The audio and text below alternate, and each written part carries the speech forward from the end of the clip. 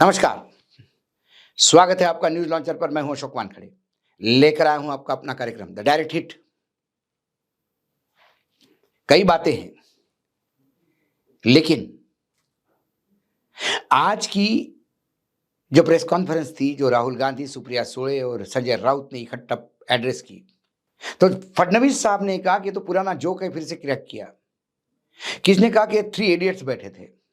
ठीक है, आप इनको थ्री इडियट्स कह सकते हो। इनके जो डाटा सामने रखा उसे जोक कहते हो।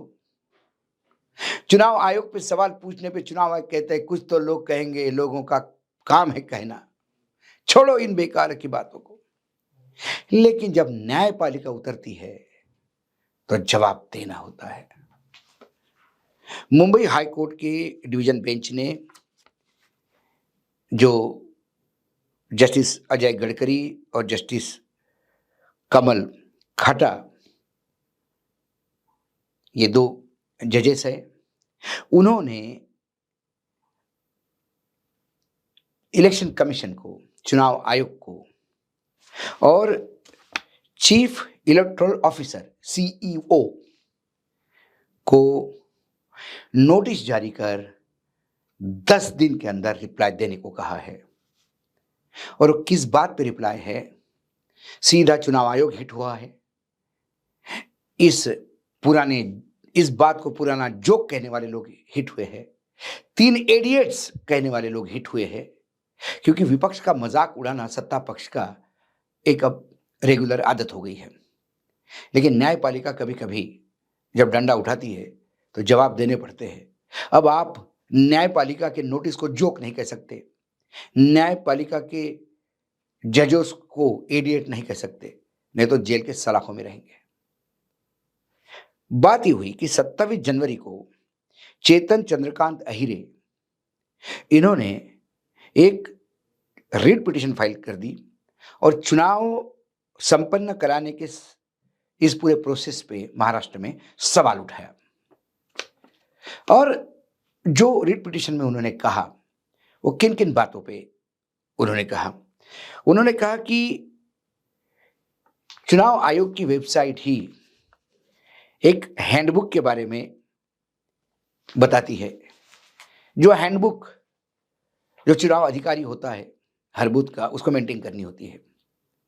उस हैंडबुक पे उसने देना पड़ता है कि 5 बजे बाद, यानी 5 बजे तक मतदान होता है, 5 बजे के बाद जो लाइन में लोग लगे रहते हैं उनको पर्चियां दी जाती है नंबर की।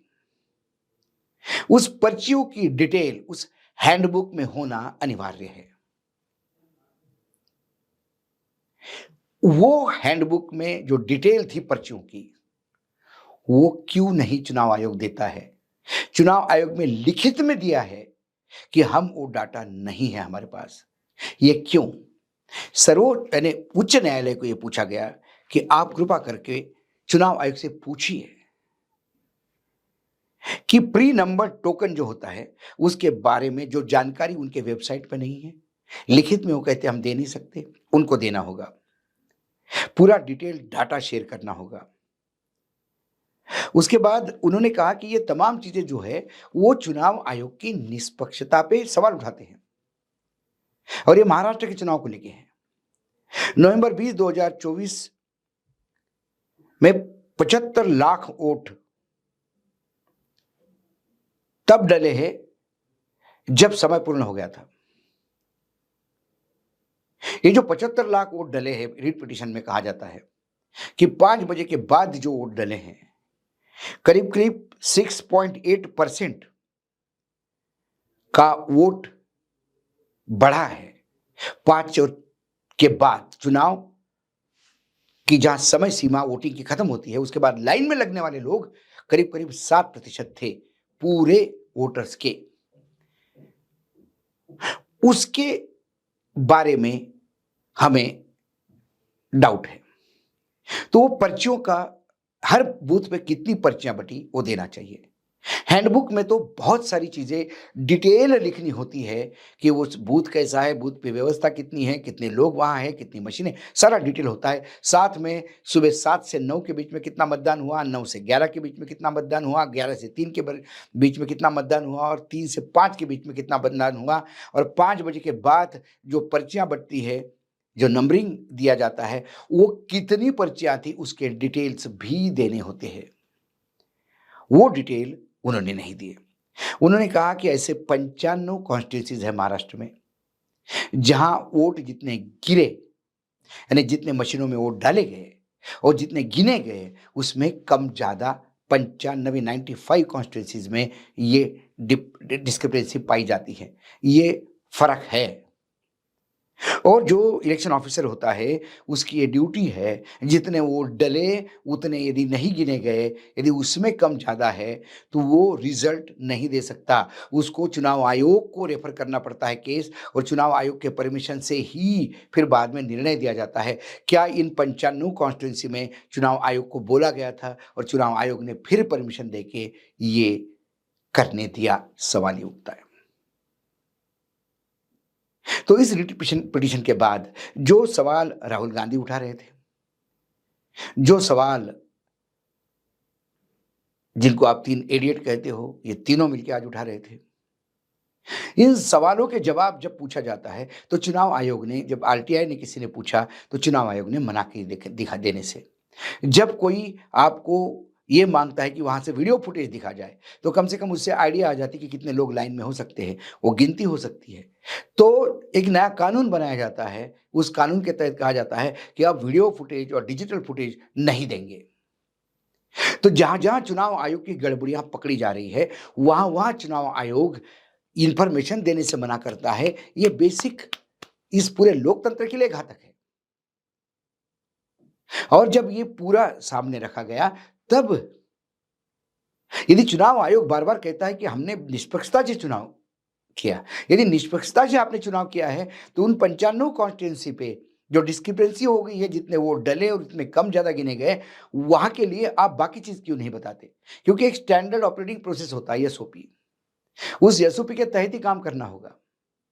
यदि आप कहते हैं कि हमने 6.8% वोट 5 बजे बाद बढ़ा है, इतने लोग लाइन में थे, तो हर बूथ पे कितनी पर्चियाँ बाँटी है, वो दे दीजिए तो मिलान हो जाएगा।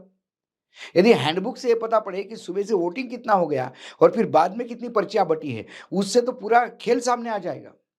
यदि सत्यता है, यदि चुनाव आयोग को ये विश्वास है कि कुछ गलत नहीं हुआ है, तो चुनाव आयोग को ये डाटा देने में प्रॉब्लम क्या है?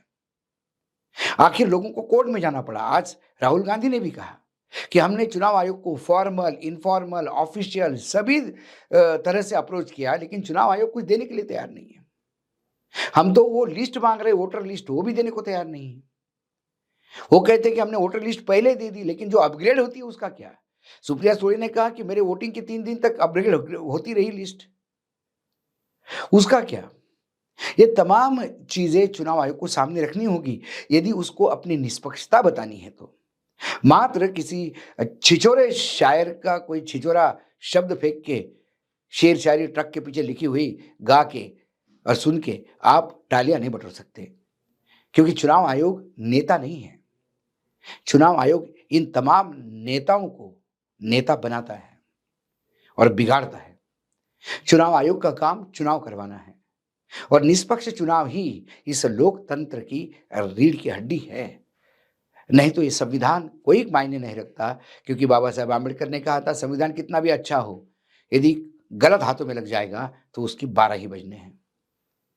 तो संविधान सही हाथों में लगे, लोकतंत्र जो लोग चाहते हैं वो सरकार आए, इसके लिए फिर वोटिंग ठीक से होना चाहिए। और कई जगह उन्होंने कहा कि जो उम्मीदवारों के खुद के वोट खुद को नहीं मिले, और ये बार-बार कहने के बाद भी ये होता नहीं है। दिल्ली के चुनाव है, कुछ लोग कह रहे हैं कि दिल्ली के चुनाव है इसलिए पहले से कह रहे, कांग्रेस को कोई सरकार बनाने की, कांग्रेस को पता है कि वो सरकार नहीं बनाने जा रही है यहाँ पे। कांग्रेस को वोट परसेंटेज भी बढ़ गया और 2-3 सीटें भी मिल गई, तो कांग्रेस का कम से कम 0 से 3 हो जाएगी। कांग्रेस इस मुकाबले में नहीं है कि वो सरकार बनाए। नेता कुछ भी कहे, लेकिन सबको जानते हैं कि कांग्रेस सरकार बनाने की स्थिति में नहीं है। ये मुकाबला आम आदमी पार्टी और बीजेपी के बीच में है। जो फ्लोटिंग वोटर्स यदि घूमते रहे ऐसे, तो फिर किसी भी राज्य में कोई किसी को हरा नहीं पाएगा। तो कुल मिलाकर 10 दिन के अंदर जवाब देना है राजीव कुमार को। वो जवाब कुछ तो लोग कहेंगे, लोगों का काम है कहना, नहीं चलेगा। वो जवाब विपक्ष का मजाक उड़ा के नहीं चलेगा। गोदी मीडिया द्वारा पूछे गए प्रश्नों से अपने आप को महिमा मंडित करते हुए उत्तर देने का बात नहीं है। यह न्यायपालिका ने मांगी हुई जवाब है। वहां आपको तथ्य पेश करने पड़ेंगे। वहां या तो वो पूरा डाटा देना पड़ेगा कि 5 से 6 के बीच में कितनी पर्चियां बटी है, या फिर उन 95 कॉन्स्टिट्यूंसीज के बारे में बताना पड़ेगा कि यहाँ जितने मत गिरे और जितने मत गिने गए उनमें तफावत थी, तो फिर वो चुनाव आयोग ने कैसे निर्णय लिए कि उसको चुनावी घोषित किया जाए। कई चीजें हैं। देखिए, न्यायपालिका ने पहला तो हंटर मारा है। अब इसका जवाब क्या देते हैं, क्योंकि निर्लज्जता की चादर ओढ़े सब बैठे हैं। क्या जवाब आएगा, उस जवाब सुप्रीम कोर्ट तक जाएगा, फिर संविधान पीठ तक जाएगा, और फिर क्या होगा, ये लंबा प्रोसेस है। लेकिन शुरुआत कहीं ना कहीं से होनी चाहिए।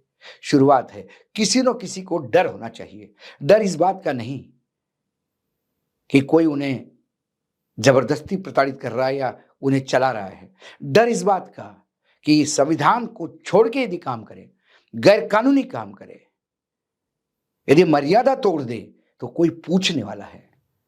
जब आप सबका मजाक उड़ा रहे हैं, तो कम से कम न्यायपालिका का मजाक आप नहीं उड़ाओगे, ये आशा राजीव कुमार से। सीधे डायरेक्ट हिट होता हुआ दिखाई देता है ये सब सेक्टर, जो इसको जोक कहता है, जो इसको 3 इडियट कहता है, और चुनाव आयोग स्वयं। आज डायरेक्ट हिट में इतना ही। कल फिर आता हूं किसी विषय के साथ। तब तक के लिए नमस्कार। देखते रहिएगा न्यूज लॉन्चर।